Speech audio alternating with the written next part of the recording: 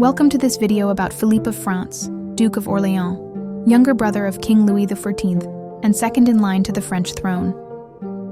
Though he could have been a serious threat to the monarchy, Philippe, known simply as Monsieur, never opposed his elder brother. Instead, he remained loyal to the crown, while leading a dazzling and extravagant life that often shocked society.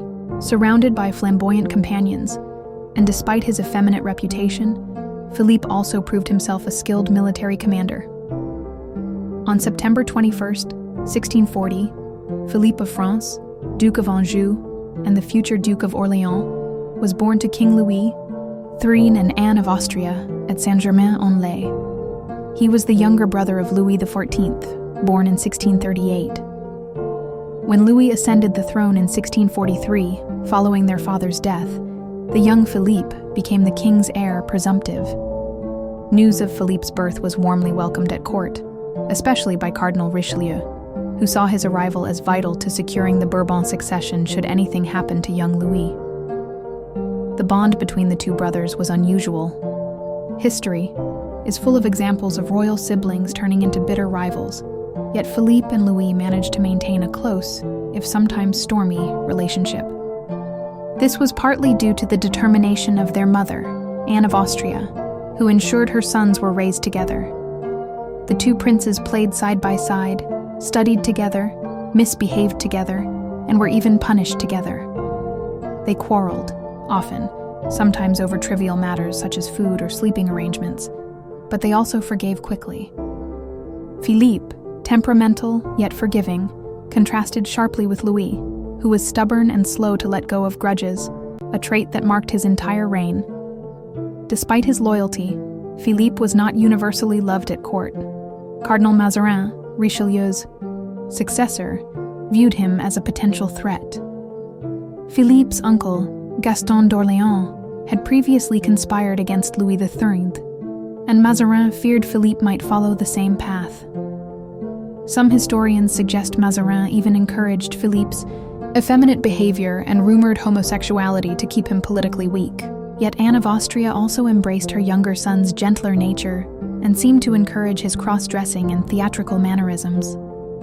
When Gaston d'Orléans died in 1660, Philippe inherited the title of Duke of Orléans, replacing his earlier title as Duke of Anjou. In 1661, he married Henrietta Anne Stuart, daughter of King Charles the Morton of England. Originally, Henrietta had been considered as a possible bride for Louis XIV himself, but political circumstances made such a match impossible. Instead, she was given to Philippe. Though fascinated with his wife at first, Philippe quickly lost interest and returned to his male favorites at court. The marriage was far from happy, but it produced 4 children, including Marie-Louise d'Orléans, who later became Queen of Spain.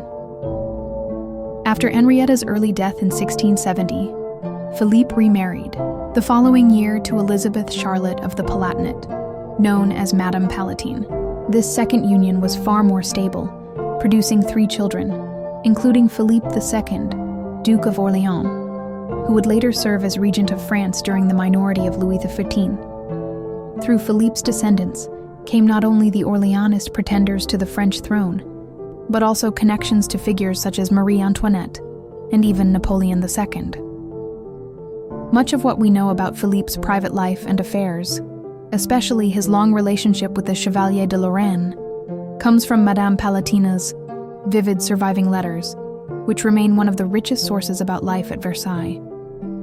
Philippe's flamboyant lifestyle may have attracted gossip, but on the battlefield he proved himself capable.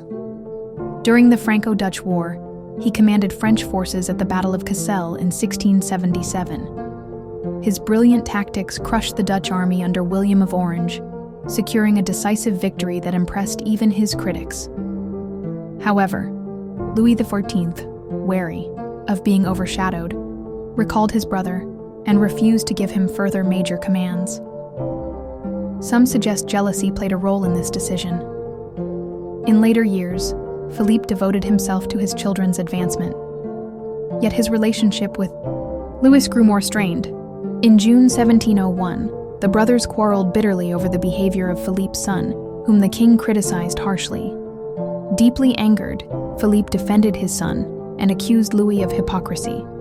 The heated exchange exhausted him so much that he suffered a fatal stroke the same evening. He died the next day, on June 9, 1701. Louis XIV, despite their quarrel, was devastated.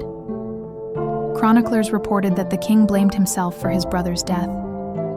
Philippe's body was laid to rest in the Basilica of Saint-Denis, though like other royals, his remains were disturbed during the Revolution before being restored. Thus ended the remarkable life of Philippe, Duke of Orléans, a man remembered for his loyalty to his brother, his flamboyance, his loves, and his unexpected brilliance as a commander. His descendants would shape French history long after his death.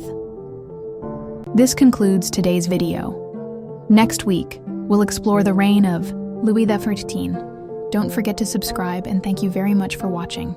Take care.